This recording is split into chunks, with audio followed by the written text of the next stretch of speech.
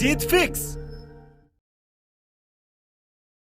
पहले one day international match में दूसरी गेंद पर 0 रन पर ही आउट हो गए। लोगों ने सोचा कि बच्चा है 16 साल का, अभी तो नया है खेल में, लेकिन किसको पता था कि ये इंसान जिद्दी इंसान है और इसी जिद्दी इंसान को बाद में क्रिकेट का भगवान माना गया। और सेंचुरी की हाफ सेंचुरी और हाफ सेंचुरी की सेंचुरी भी लग जाती अगर ये खिलाड़ी 8-10 मैच और खेल लेता तो। जीरो से जिद्दी बन गए, जिद्दीपन ने हीरो बना दिया, जिद ने जीरो और हीरो के बीच में एक पुलिया बना दी। दुनिया के कई रिकॉर्ड तोड़ डाले इन्होंने। एक सामान्य कद के खिलाड़ी किसी खेल के भगवान कैसे बन गए? अब क्या कहें इनके बारे में। बच्चा बच्चा जानता है, बड़ा बुजुर्ग जानता है। उनकी जिद ने उनको 16 साल की उम्र में इंटरनेशनल टीम में जगह देकर मैदान में उतार दिया।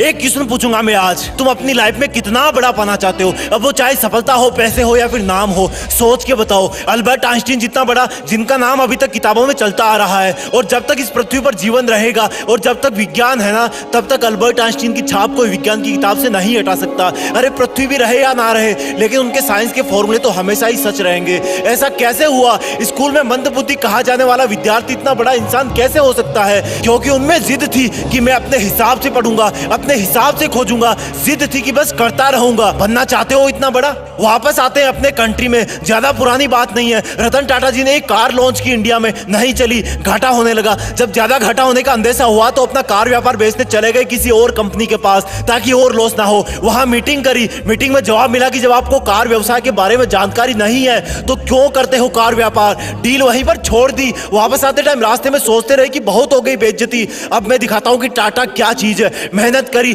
तगड़ा बिजनेस मॉडल बनाया और गजब की कार इंडस्ट्री खड़ी कर दी। 10 साल बाद वही कंपनी जिसकी मीटिंग में उनकी इंसल्ट हुई थी, उस कंपनी में भी तगड़ा लॉस हुआ। रतन टाटा जी ने उनको ऑफर दिया कि बेचना चाहते हो, अब कंपनी बेचना चाहते हो, बताओ मैं खरीद लूंगा। और वो कंपनी उन्होंने अपने नाम कर ली। ये होती है जिद कि ऐसा क्या है जो मुझ में नहीं है। क्या था इन सब लोगों में कॉमन? एक जिद कि नहीं रुकूंगा, करता रहूंगा, खुद को बेहतर से बेहतर बनाऊंगा। उनमें जिद थी कि वही बनूंगा जो मैं बनना चाहता हूं, चाहे कितनी भी रुकावटें आए। जिद है तो है। बनना चाहते हो उनके जैसा? मन किया ना बनने का, लेकिन ये जो लेकिन वर्ड है ना, वही तुम्हारी वाट लगा देता है। मैं कुछ करूं तो सही, लेकिन मैं बड़ा बनूं तो सही, लेकिन मैं मेहनत करना तो चाहता हूं, लेकिन मेरा सपना तो ये है, लेकिन कोई थाली में परोस के देगा क्या कि ये खा लो, आज से तुम सचिन हो जाओगे, ये खा लो, आज से तुम दुनिया में आइंस्टीन के नाम से जाने जाओगे, ये जड़ी बूटी खा लो, आज से तुम अरबपति बिजनेसमैन बन जाओगे। लेकिन मैं तुम्हें बताता हूं कि जब तक इस लेकिन वर्ड की तुम वाट नहीं लगाओगे ना, जब तक इसको जिद में नहीं बदलोगे ना, तब तक कुछ नहीं होगा।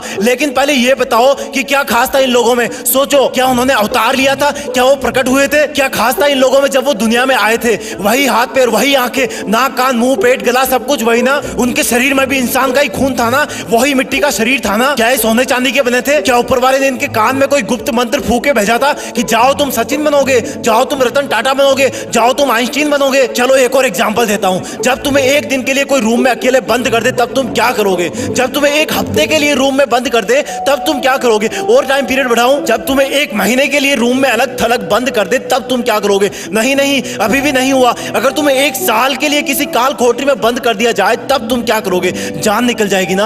अब मैं तुम्हें एकदम से कहूं कि नहीं यार, तुम्हें तो 27 साल तक जेल में रहना है, तो तुम तो जीने की उम्मीद ही छोड़ दोगे ना, क्योंकि बाहर आओगे तब तक शरीर कमजोर पड़ जाएगा, आंखें धुंधली हो जाएगी, तुम्हारे कई बुजुर्ग रिश्तेदार परलोक सिधार जाएंगे, शायद तुम्हारी पर्सनल लाइफ भी तहस नहस हो जाएगी। लेकिन क्या कोई सोच सकता है कि एक इंसान को 27 साल जेल में रहना पड़ेगा, और जब वो महान हिम्मत वाले इंसान जेल से बाहर आएंगे तो उनके आने के 5 साल के अंदर ही साउथ अफ्रीका के राष्ट्रपति बना दिए जाएंगे? क्या बोलोगे इनको? कोई शब्द नहीं है इनकी जिद के आगे। अब यही सोचोगे ना कि उनका तो कोई जुगाड़ होगा। अरे यार, जुगाड़ होता तो वो जेल में ही क्यों जाते? ये सोचोगे ना कि उनको जेल में कोई अच्छा खाना पीना मिल रहा होगा जिससे वो स्वस्थ रहे होंगे। अरे यार, क्या मिलता होगा उनको जेल में? पूरी दुनिया ने एक जिद वाले कैदी इंसान को किसी देश का चहेता राष्ट्रपति बनते देखा। भारत से भी भारत रत्न अवार्ड जीत करके ले गए वो, करोड़ों दिल जीत के ले गए वो। अब बोलोगे कि ऐसा तो कोई ना कोई होता ही है यार करोड़ों में। हाँ, ये बात सही है, क्योंकि करोड़ों में एक ही वो इंसान होता है जिसके पास इतनी जिद होती है। वो इंसान बार बार गिरता है, बार बार उठता है, गिरता है, उठता है, लेकिन फिर गिर जाता है, लेकिन उठना नहीं छोड़ता, क्योंकि वो जिद्दी होता है।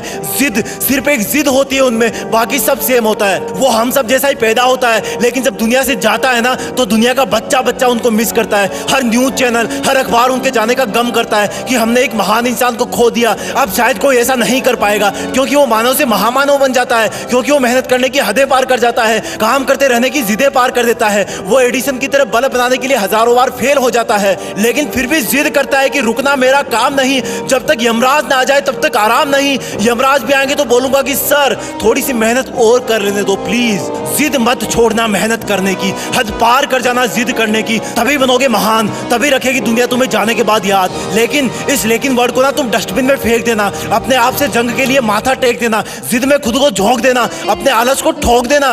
वीडियो पसंद आए तो वीडियो को लाइक शेयर और जीत फिक्स को सब्सक्राइब भी ठोक देना। जय हिंद, वंदे मातरम।